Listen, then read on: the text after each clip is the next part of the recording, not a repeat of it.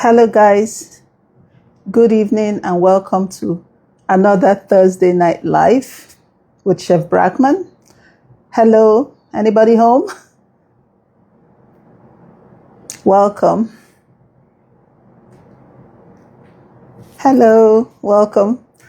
So, I am aware that some of you watch my lives with your children. Some of you watch my stories and my life with your children. I would just like to inform you that today's topic is not really child appropriate. And just out of respect, I would, you can consider it and maybe your children can do something else. But today's topic, as you know, is IVF and the church. And the theme might be a bit too heavy for children. So while I give you a chance to occupy your child with something else, yes, disclaimer, yes. While I give you a chance to occupy your children with something else, I must mention that this topic is making me a little nervous because it's such a sensitive topic, but I have been trying to run away from it, but it's like a fire that was lit in me, and the more I try to get away from it, the more material or whatever to come and talk about it. About IVF and the church, why we're still discriminating against people who have had IVF within the church. So we're going to be looking at the church's perspective. We're going to be looking at IVF. We're going to look at like the normal cycle, menstrual cycle, and compare it to what IVF tries to correct. So I think we have quite a number of people, so we can get started. So as some of you know, the aim of IVF was to combat rising infertility in the society. And so far, over 8 million babies have been born by IVF, according to the International Committee for Monitoring Assisted Reproductive Technology. So just to give a bit of background, the church, when we talk about the church, who is the church? So the church is the assembly, the people set apart who share a faith, share doctrine, and this church can also be looked at as the dwelling place of God. So the church is universally agreed to have started in Jerusalem at Pentecost, when the Holy Ghost descended on the apostles, and 3,000 people were converted, and that was Jerusalem. And as the gospel spread, 5 major authorities of the same church were formed, which was Jerusalem, Rome, Alexandria, Antioch, and Constantinople, which is modern-day Istanbul. So that became, eventually, it was one church, then it divided into the Western Church, the Roman Catholic Church, and the Eastern Orthodox Church. And we know what has happened since then. There have been a lot of divisions for changes in doctrine, but some doctrine has endured across all. So I wanted to give some background, the start of the church and, where it has gone and something like that. So yes. And most of these churches still share the same morals, the same social teaching, like rejection of abortion, euthanasia, use of contraceptive, IVF. So we're just going to look at, first of all, what is the church's perspective? Why do they not accept it? So the church's perspective, the first one is that life is a gift from God. And they quote Psalm 127, verse 3, that children are a heritage, offspring a reward. I agree. The second one is that God is the author of life. And then they quote Jeremiah 1:5, which says, before I formed you in the womb, I knew you. And Psalm 139, 13 to 14, that says, for you created my inmost being. You knit me together in my mother's womb. I praise you because I am fearfully and wonderfully made. And then the church's third perspective is marriage and procreation, where they say that two shall become one flesh. So they fight against the part that happens in the lab. And they argue vigorously that all children should be made as a result of the marital act. So this is mainly their own perspective. And then the Catholic Church strongly also fights against the destruction of embryos. So that is an ethical issue. Can IVF be made more ethical in a way that fewer embryos are destroyed? So we're going to look at it. So the Catholic Church and most churches' perspective argue that fertilization is equal to conception. So when the sex cells meet themselves is when conception happens, while medical science believes that it is when the embryo implants in the womb. So let's just look at all this perspective that is a gift from God.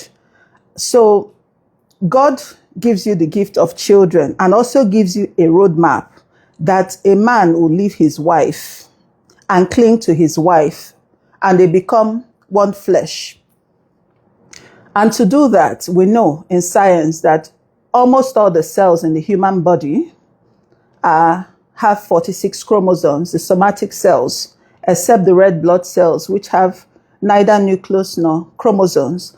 But the sex cells have only 23, which means they must pair and form one cell that is 46 chromosomes. That's how two become one flesh.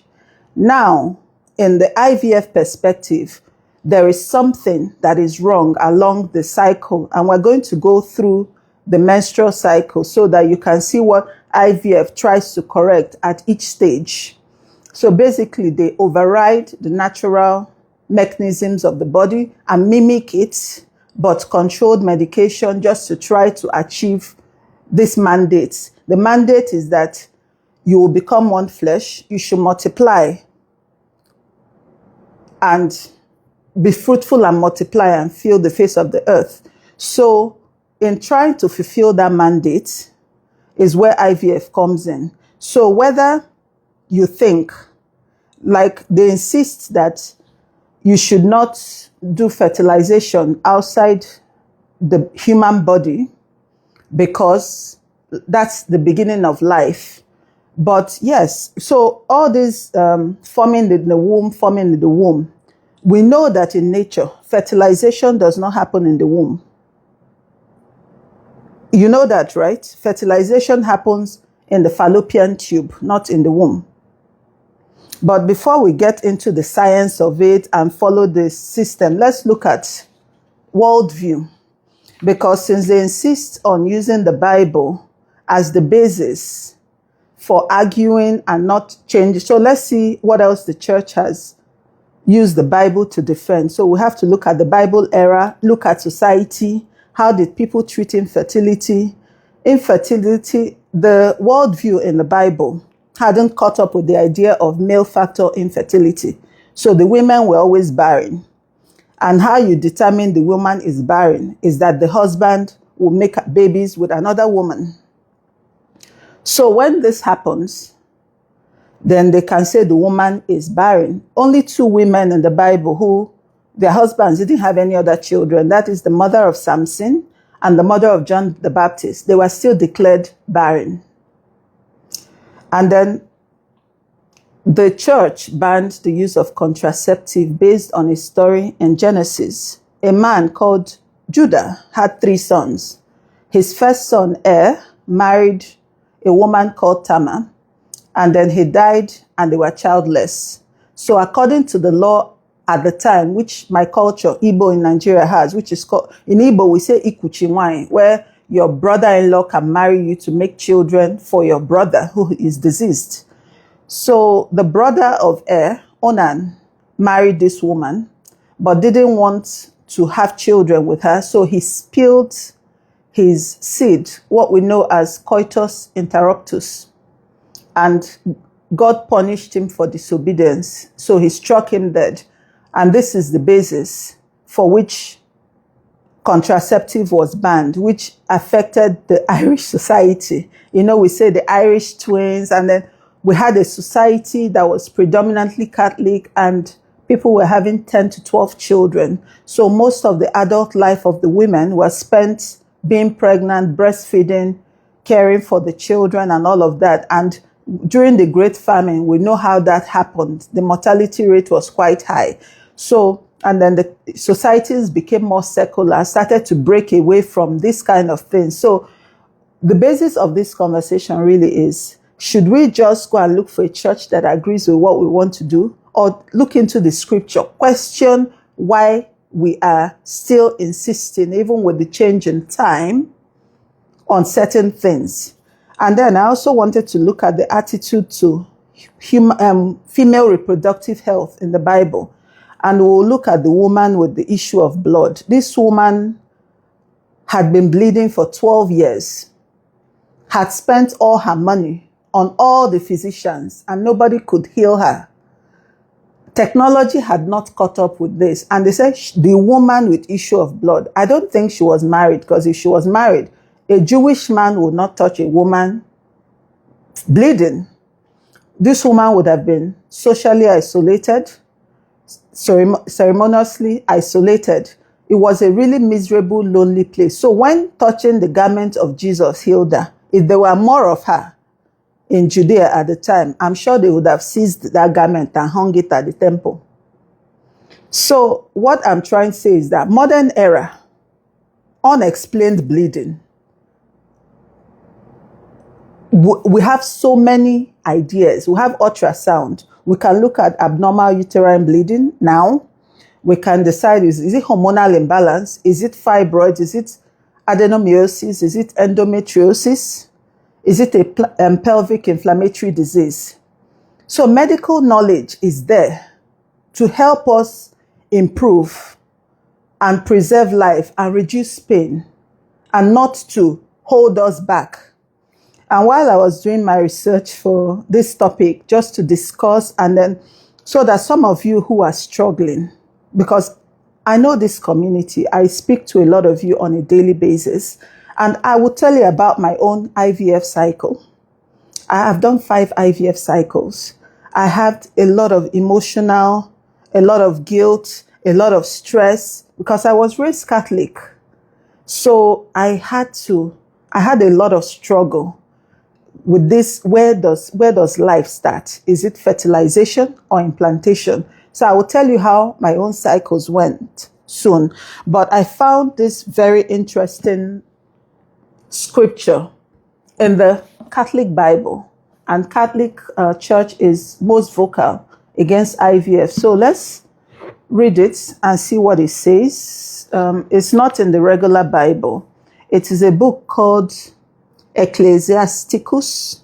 Some versions call it Sirach. It's a bit of a long read. Please bear with me. So Ecclesiasticus 38, verse 1 to 15. And I read, treat the doctor with the honor that is his due, in consideration of his services, for he too has been created by the Lord. Healing itself comes from the Most High, like a gift received from a king. The doctor's learning keeps his head high, and the great reward him with awe. The Lord has brought forth medicinal herbs from the ground, and no one sensible will despise them. Did not a piece of wood once sweeten the water, thus giving proof of its power? He has also given some people knowledge, so that they may draw credit from his mighty works. He uses this for healing and relieving pain. The pharmacist makes up a mixture for them. Thus, there is no end to his activities. Thanks to him, well-being exists throughout the world. My child, when you are ill, do not rebel, but pray to the Lord, and he will heal you. Renounce your faults, keep your hands unsoiled, and cleanse your heart from all sin. Offer incense and a memorial of fine flour. Make as rich an offering as you can afford. Then let the doctor take over. So when you have cleansed your hands You let the doctor take over. The Lord created him too. Do not let him leave you, for you need him. There are times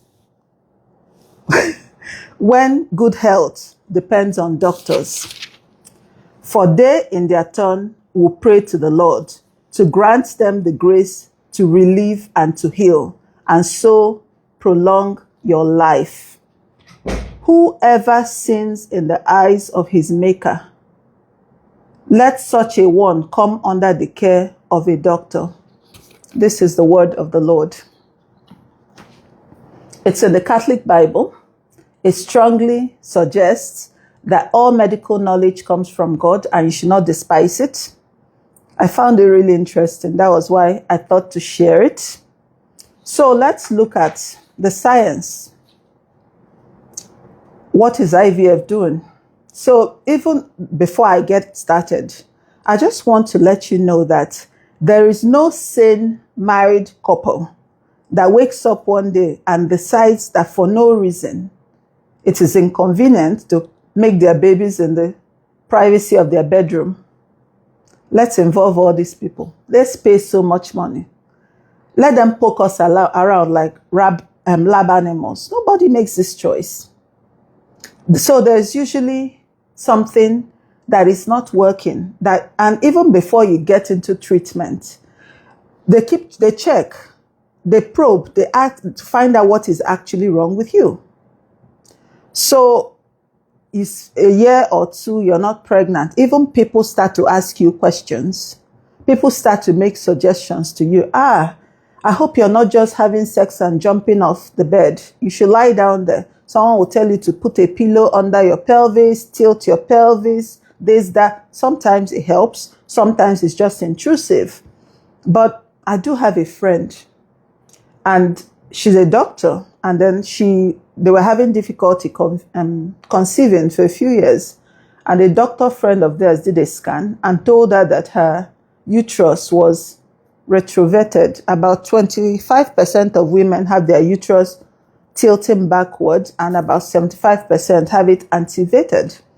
And then this guy said to her that, I have heard that for your tilt of your pelvis, of your uterus, that doggy style might help. Now, science is not here yet on this, so there's not enough proof. But they went home, they tried it, they conceived. Another friend of mine, they could not get pregnant. Her eggs were fine, his sperm was fine, and it turned out that she had high anti-sperm antibodies. Have you ever heard this before? They ended up doing an IUI, so artificial insemination, to bypass these cells. So there are different things that happen. So first of all, if you're having ovulation failure, they start with ovulation induction, which sometimes they use Clomid. If you have PCOS, they tend to prefer letrozole. They induce ovulation, and then if the sperm quality is good, you do timed intercourse. If you get pregnant, all well and good. If this is tried for a few times and it doesn't work, they might try something more invasive. So it's not like people just wake up. Yes, lately, people can do it for gender selection if they have one sex at home. People now use it for removal of disease. I also know a couple who are both AS carriers, so they have had IVF done to remove the gene for sickle cell. Some people have also done it to remove the gene for cystic fibrosis. So yes, it has become also a diagnostic tool, but the original intent, and for the purpose of this discussion, we're talking of two becoming one and trying to fulfill the mandate of multiplying and filling the face of the earth and your gift. So children are a gift of God, which is one of the Bible verse. So if I send you a gift and give you a tracking number for your gift, and I give you the roadmap that you will leave your father, you will leave your mother. So you have 23 chromosomes. That's your key. You have 23 chromosomes. This is your key. It is supposed to fuse and make one flesh. So all of a sudden, the sperm will never get to the meeting point, or you never make the egg. And so you try, you track, you find where the fault is, you tend to fix it. So we're going somewhere with this. So let's look at the menstrual cycle. Let's look at if you are not doing IVF or if you're doing IVF. So in the menstrual cycle, day 1 to 5 is the menstruation. At this point, estrogen is low. These are your female hormones. Estrogen and progesterone are low. So your brain, the hypothalamus, notices this low. So it releases what we call the gonadotropin releasing hormones. And this is basically what is given to you during IVF. So the gonadotropin releasing hormones now triggers the pituitary gland to release 2 hormones, follicle stimulating hormone, FSH, and luteinizing hormone, LH. And this hormone, FSH, is responsible for recruiting the follicles, growing the eggs. So in the beginning, your period starts. So day 1 to 5 is your menstruation. Then from day 6 to day 13 is what we call the follicular period. So this is where that egg is growing. And as the egg is growing, your estrogen is rising. And in the natural cycle, if it rises to a certain level, it triggers a spike of the other hormone, LH, which causes your egg, your follicle, to rupture and drop the egg. And that is what we call the ovulation. So for people who need IVF and it's not male factor, because if it's male factor, if the semen is water, automatically you cannot achieve spontaneous conception. But if the semen quality is good, we're now looking at, is it ovulation that is failing? Is it the luteal phase that is failing? So now we've arrived at ovulation. So at ovulation, the egg drops. So at this point is where, the timed intercourse comes in. For those who are not doing IVF, you have sex. The man ejaculates. The semen is mildly alkaline and the vagina is mildly acidic because it needs to kill germs. So from that ejaculation, a good chunk of the sperm, will not even survive the vagina. And then the next chunk will not even survive the cervix. And the cervical mucus needs to be just right. So at this point, they don't go to the uterus and wait for the egg.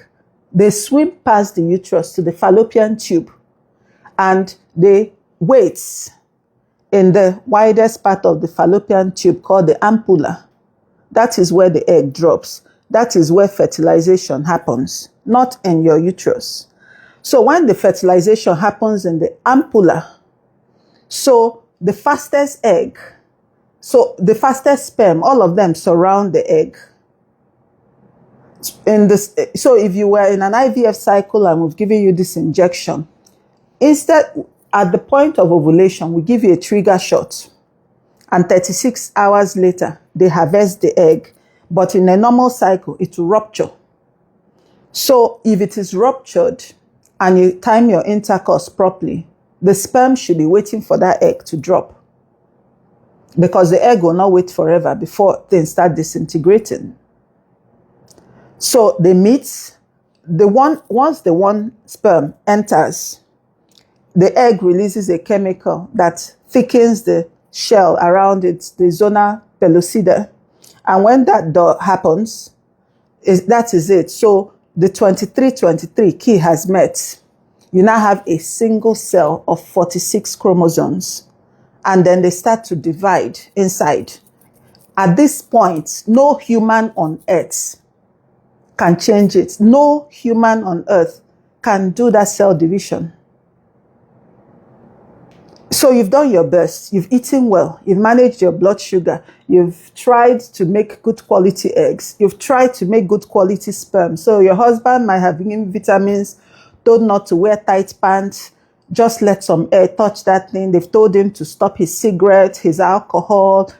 So you have your body is a temple of God, and looking after your health, your body, your physical body, is an act of spiritual stewardship. It is mandated of you to make sure that you eat well, you look after yourself, you control the variables that you can control. But if you're sick, Jesus said famously that it is not the healthy who need a physician, it is sick. And we've read this scripture, so we understand that if the knowledge has been made available by God, you should use it. So at this point, if it fertilizes, is a zygote, and then by day 3, it is a blastocyst. So when you do IVF, they decide whether to do a day 3 return. So that your egg and sperm are in a petri dish in a lab, in a controlled environment, and they fertilize it, and they can return it on day 3 or day 5. But in the natural cycle, it is still in the fallopian tube. So it will start the travel down from there. So it will take about 6 days to come down to the uterus. That is why most of the doctors these days want to do a day 5 return of the embryo, because by 5 days, the blastocyst starts to hatch. And when the blastocyst starts to hatch, things start unraveling quickly, and it splits into the part that will become the placenta and the part that will become the gestational sac with the yolk sac and the fetal pole. Right? So this is what is happening. So you understand what we're saying, the parts and the things we're trying to correct. So no, fertilization does not happen in the womb. It happens in the fallopian tube and in IVF in the lab, in a petri dish. But ultimately, the same day in a natural cycle or in IVF, it must arrive in the uterus. And when it does arrive in the uterus, nobody on earth can influence implantation. So when they arrive, say, 6 to 10 days from fertilization, you cannot see it on the scan. It's a black box. Doctors cannot help at this point. They've done all God has given them knowledge to do. So whether it implants, whether it becomes a pregnancy, whether that pregnancy is viable is yet to be shown. But let me tell you a story, because I've had the rare privilege of looking at my entire uterus. And it's a weird story. Before my 5th and last IVF, my doctor said to me that, oh, you've had a cesarean section with the girls. Therefore, I would like to do a hysteroscopy to be sure that there is no scar tissue. So yeah, I went in for hysteroscopy that I'd done twice before. And they put me under general anesthesia. I sleep, I wake up groggy, and this nurse is there with a form and the POS asking me to pay 1,000 LE. This was in Egypt. 1,000 LE is about 50 euros. She was not speaking English, just kept insisting 1,000 LE. I was like, what am I paying for? I paid for my procedure before this procedure, and she kept insisting for scissors. I'm like, what did you use a scissors for? As she's talking and I was getting annoyed and we're starting to fight about this. She went to get the doctor. And I looked down and see that they've put me on this pad-like thing, and I was bleeding. So I'm wondering now, what did these people do? Then the doctor arrived and said to me that, yeah, he saw uterine septum and he scraped it off. And it is congenital. And I'm like, it's congenital. I was born with it. I've been pregnant 4 times. I carried twins to full term with it. No informed consent. You scraped it. And now you're charging me for it. I was very annoyed, and he was like, oh no, it will improve the chances, blah, blah, blah. So he gave me a CD of the whole procedure, a video of the whole uterus. And I sat down and watched it. And the imagery he left in my head is the imagery they gave when creation of the world, before the world was created. It was without form. I don't know if it's that because it was not a colored camera. It was just dark. It was grayish. It was like these movies that have planets and nothing is there and it's just woo. That's the image it left in my head. But I've also had the privilege of looking at pregnancy at 4 weeks, at 5 weeks, at 6 weeks, and at 7 weeks. So when I became pregnant with my boys, triplets, so even before I had my blood test, I was feeling many things. So I knew. And when they called me with the blood test result, and they told me it was 1,119, I already knew. Because my twin pregnancy at the same time after transfer was 299. So because of the high HCG value, the doctor said I should come just 2 weeks after the transfer. So that's 4 weeks pregnant. I arrived. What did we see? Gestational sac only. If I'd gone a week before, you see that week 3, that God is doing everything, unraveling everything, doing placenta and co, you would have seen nothing.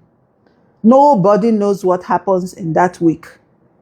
So I saw gestational sac. At this point, I'm shocked. I saw 3 gestational sacs. I'm shocked. My husband is shocked. So we're like, And doctor was like, maybe they're not all viable, so don't panic. He said we should come the next week. That was now 5 weeks pregnant. We arrived. 3 gestational sacs still chilling there. And yolk sacs. Said that next week we will know whether they're viable. We went the next week. Gestational sac, yolk sac, fetal pole, and heartbeats. Boom, boom, boom, boom, boom, boom, boom. The goosebumps, the tears, you will know that no force on earth can do this. So the idea that I'm talking of strictly IVF between a married couple who are using their own sex cell. Other topics we can discuss later as I'm led. But now I'm talking of your own egg and your own sperm in the sanctity of your marriage. And I'm telling you that in that point, you will know whether you're religious or not. In this world, whether you know God or not, He knows you. And there's something that theologians call the common grace. Because sometimes Christians, especially those who work hard in church and co, think that you can earn grace or that you can deserve grace. But the word says that I will show mercy to whom I will show mercy, and I will be gracious to whom I will be gracious to. And another verse says that the sun and the rain will fall on both the righteous and the wicked. That is baseline grace, which means if I'm wicked and you're righteous and we both plant crops, we will both reap harvest. But because you're in the church, you're led by a set of rules and a set of consciousness. But ultimately, it's not fair. There are things that are out of your control. So this is the grace we're talking about here. Some people are so lucky. You get married, you go into your room, you're pregnant. Another, you're pregnant. And because it happens so for you, you have no mercy. You have no compassion. You're bullying people. You're talking down on them. This reminds me of a story. There was a lady I knew in a place that I used to live. And she had many years of infertility. And then they had twins. And at the child dedication, people are there. And, a few people are in the know that she has done IVF. So they are whispering it up. Don't mind, she's here thanking God, but she did IVF. And these are Christians. Being wicked. Having no mercy. Recently, in fact, not recently, I get it a lot.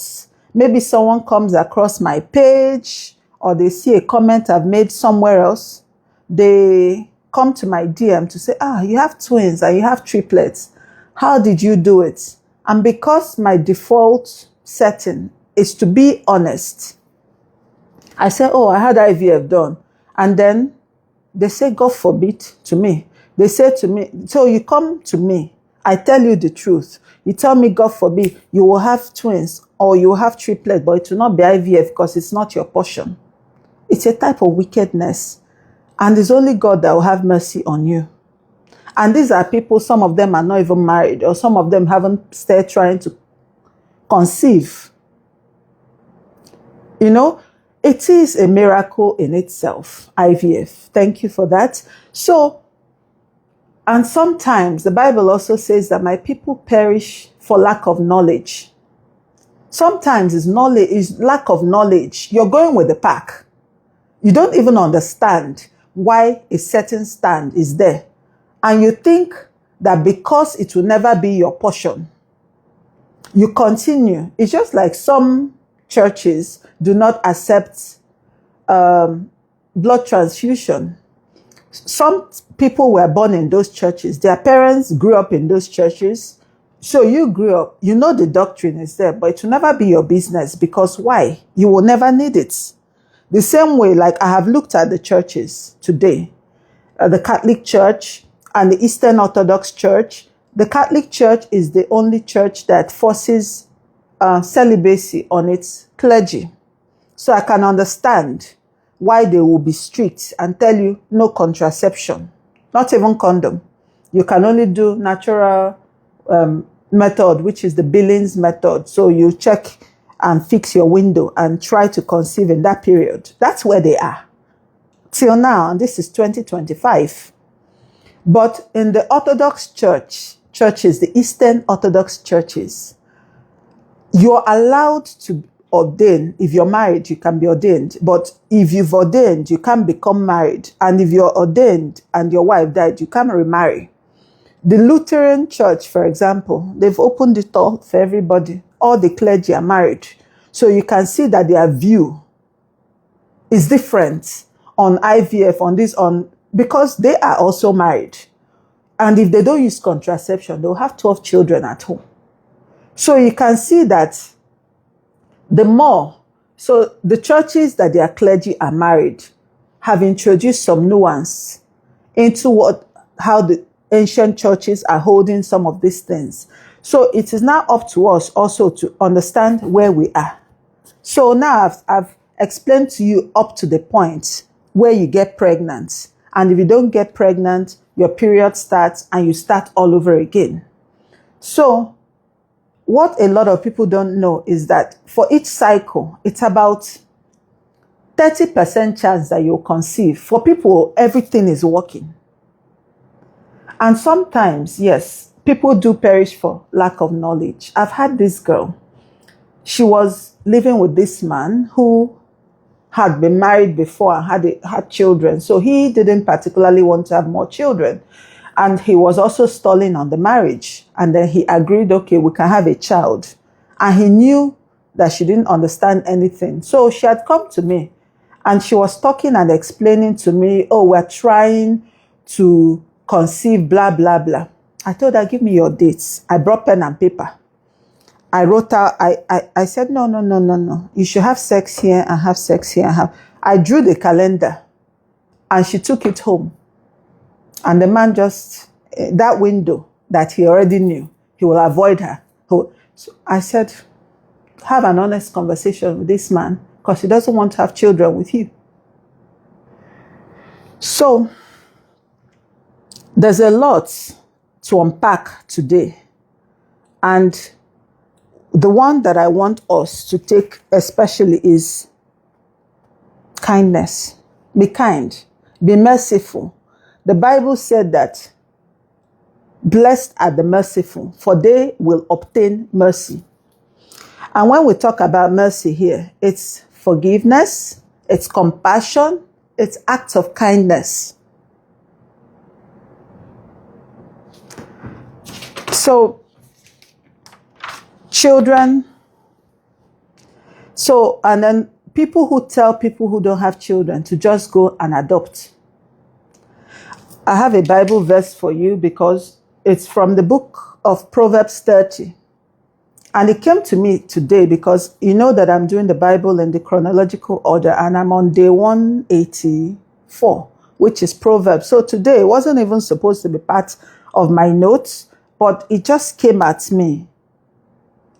And I will share. It says, there are 3 things that are never satisfied. 4 that never say enough. The grave, the barren womb, land which is never satisfied with water, and fire which never says enough. In ancient Hebrew, barrenness was one of the deepest griefs a woman could bear. The barren womb symbolizes a hunger that cannot be quenched by human effort.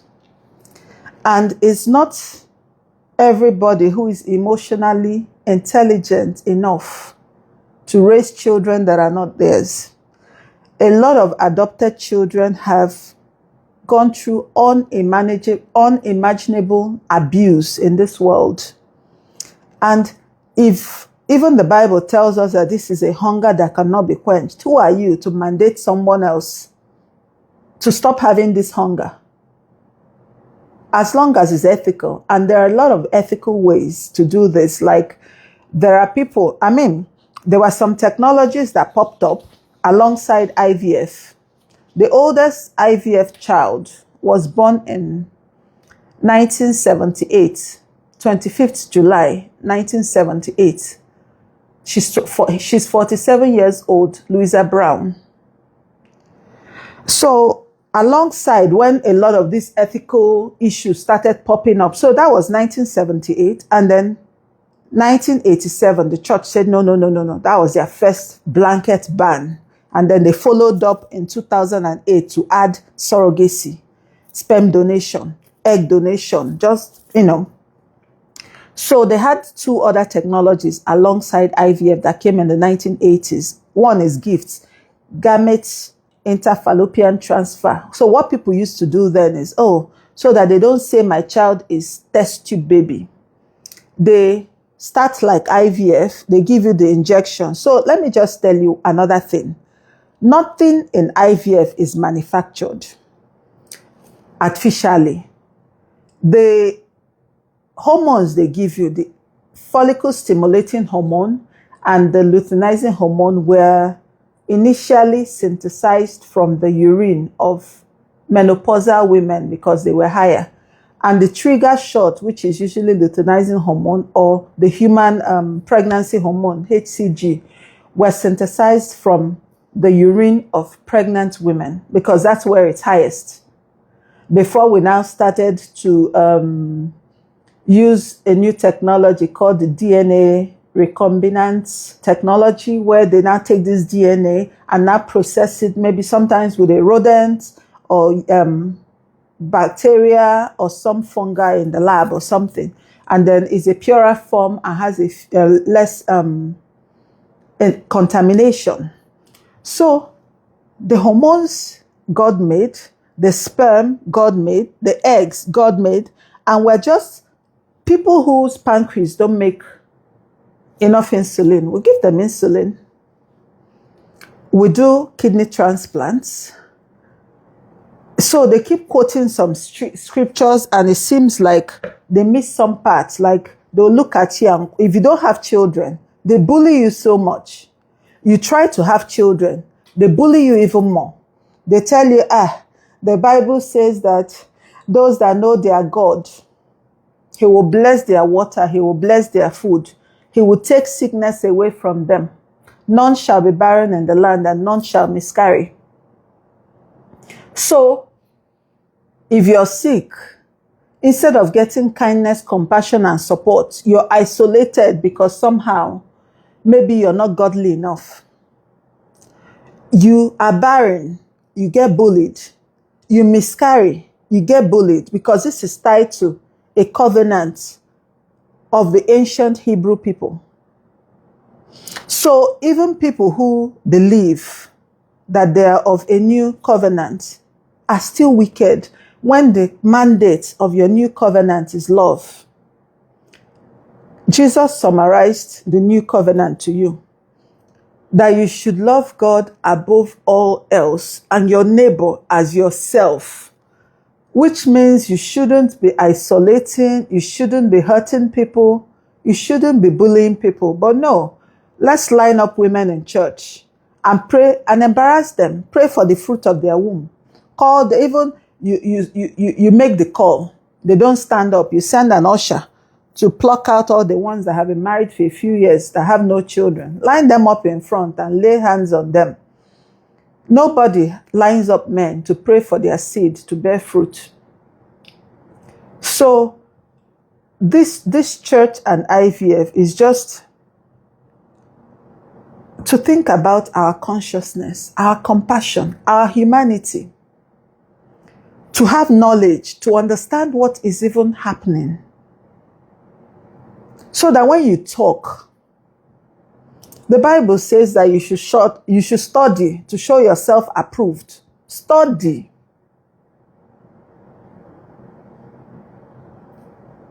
And be merciful, because you will obtain mercy.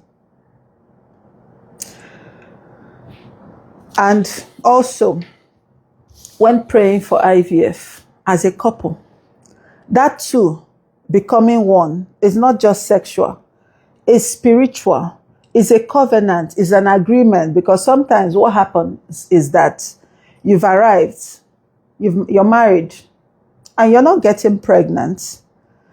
In the mind of one person, they're already like, if I don't get pregnant, we'll do IVF. And one person is holding on to faith and also saying that, no, however long it takes, we will wait on the Lord. It has to be an agreement. Because you're praying together, but something is in one person's mind. We understand that you can sin by words, by thoughts, by actions. There's this prayer we used to pray in the Catholic Church, but by what I have done and what I have failed to do. So you have to, the Bible says in Amos 3:3, do two work together unless they have agreed to do so. So you have to agree to do so. If it's IVF that two of you are doing, have agreed to, then pray for it together. Pray for that IVF together. And they said, the Bible also says that truly, I tell you, if two of you on earth agree about anything and ask for it, it will be done. So that faith must be equally shared. So if you have a partner who is not sharing that faith, who is not believing, this is the work you need to start. Praying for yourselves, praying together, coming to that point that because the principle is success, blessing, or effective prayer is often tied to the agreement, unity, and shared purpose. So, yes, I have so much material, and this topic is something that is very dear to my heart. I'm very passionate about this. I have seen people hurting, right? So let me come back. I said that I will talk to you about my own IVF cycle, how I finally came to the agreement that conception equals implantation. Okay, my first IVF cycle was in 2015. My first ever positive pregnancy test in my life was 13th March 2015. And in that IVF cycle, I was overstimulated. I have polycystic ovarian syndrome. So these injections, if you do it on a high dose, they use Gonal-F. I had 31 follicles. And some doctors, they will pluck all of them. And this man did in Dubai. He plucked all 31. If that week I could barely sit down, imagine how heavy the ovaries were. He plucked all 31. And my tummy was swelling. And he saw that transferring the embryo would have caused ovarian hyperstimulation syndrome, which can be life-threatening. So after they took all the 31 eggs, They went to the lab. Only 11 or so were viable eggs. Then they started to fertilize them. And they had 6 embryos. And they called me and told me that they will freeze all because it's too dangerous for me to become pregnant on this my condition. So they froze all of them, and I had to now come the next month to collect it. So they monitored my embryo and my endometrium, the lining of my uterus. And so when they asked me, so even at that point, 6 embryos, I said to my husband that I will tell them to put 3 first. And that even if that 3 implants, I am Catholic, thou shalt not kill. That I will go back and collect the remaining 3. We fought bitterly. And this was in that 1 month period that we're waiting to now go and do the first time. We fought. I said, lie, that I will not leave embryo behind. For what? So I went. I collected 3. We received that positive pregnancy test. By 26th March, it was over. I had gone for a driving test. I've shared this before. No, driving test in Dubai. And just before I needed to go and do my test, I went to pee. I noticed I was spotting. I called the clinic. They said I should come. I came. It was early, but the 2 sacs were there, twins. So not the 3 of them implanted, 2. So they increased my progesterone, said I should go home and rest because at this point that they would just watch it. So I went home. By evening, that day was still small spot, nothing. The next day, 26 March, sometime in the afternoon, all hell broke loose. Like, I went into the bathroom and this tissue was just dropping. And my husband was out of town. He used to work in Iraq then. And he used to come home Thursday nights. That was a Thursday. And I'm confused. I'm sitting there. I've called the clinic. And I'm wondering, what is happening? So my husband landed. He usually calls me from the airport when he lands. I said to him, there's fire on the mountain. Because he wanted to branch somewhere with his friends. I said, come home. He arrived. This bleeding was happening. We went to the clinic. The sacs both deflated. They said I should stop my progesterone support. I did. If you see these contractions, the pain was frying my brain. And that was the end of that pregnancy. The next month, I said, since I have embryo, fire for fire, let's go. Give me my remaining 3. They put them. I confirmed yet another pregnancy in May. And we were supposed to go to Spain for an event. The day before, we went to see a movie, do some last minute shopping. And just before that movie started, I went into the bathroom to pee. All hell had broken loose again. The way, at that point, I'm like 6 gone. So it kind of did something to my brain about, yes, embryos, but if they don't implant, are they viable? You don't know this. Nobody knows this. And that was how this happened. I now went for another cycle. They now lowered my simulation so much that the eggs refused to grow. Only 2 grew. So on the last day, they said it didn't make sense to plug them and try to fertilize them. So they did an IUI. It didn't work. No pregnancy.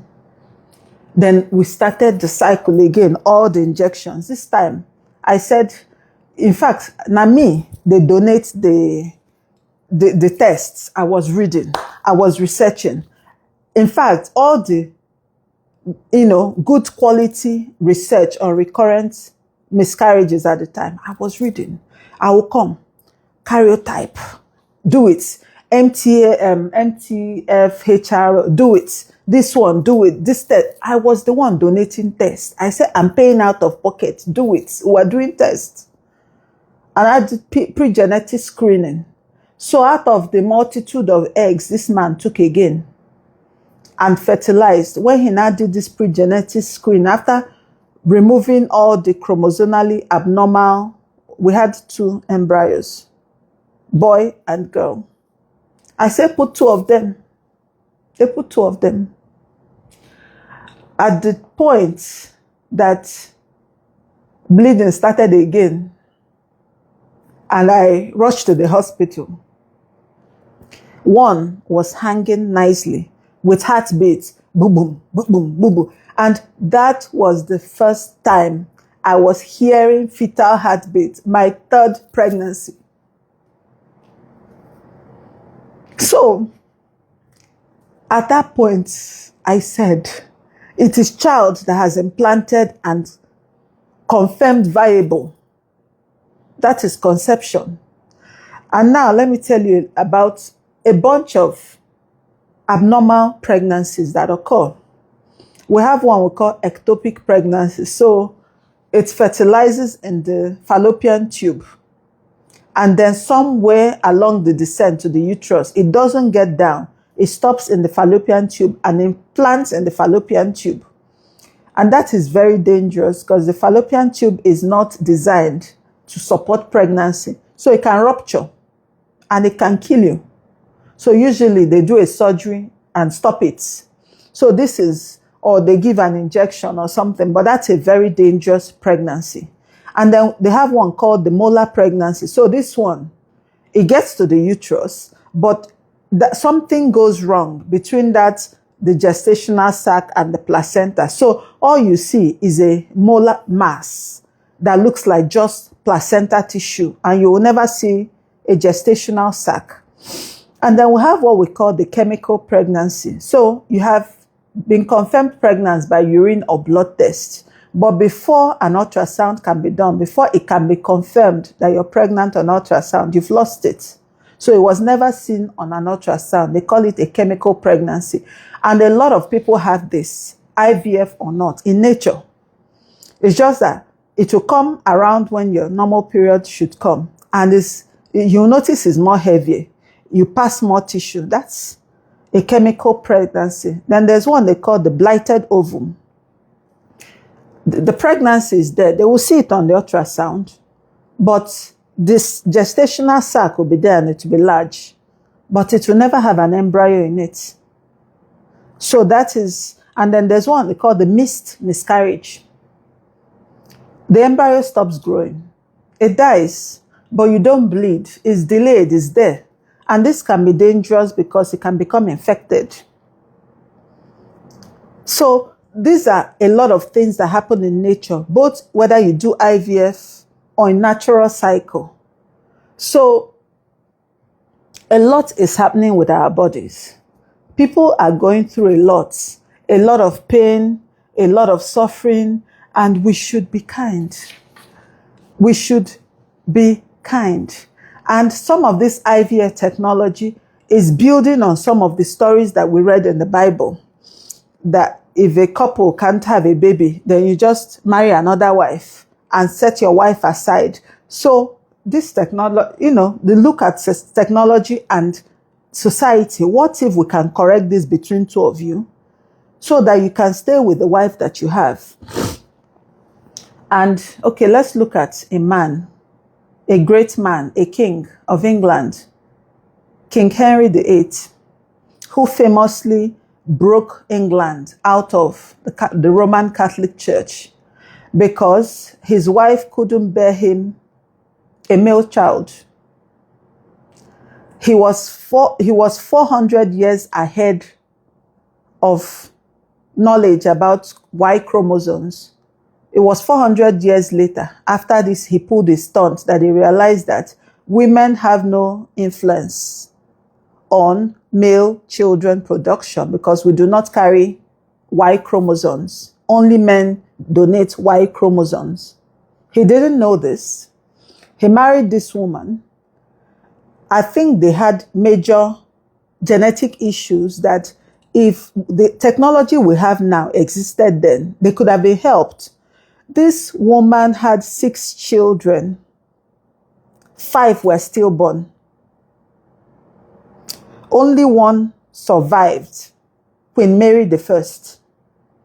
And this man still divorced her and married a second wife who also didn't have a male child, had another daughter who eventually became Elizabeth the First.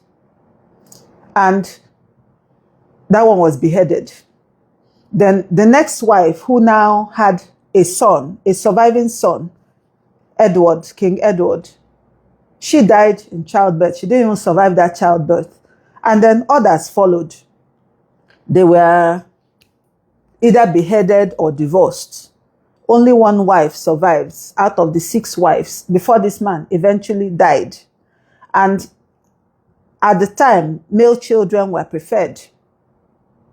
So he took over the throne at age 15 and died shortly after. And then Queen Mary took over the throne, and a lot of drama happened, and eventually Queen Elizabeth I also. So humans can make plans, but God's will always trump everything. So if you're feeling guilty, if you're feeling confused about your church's stand on IVF and all these things, I just ask you to pray.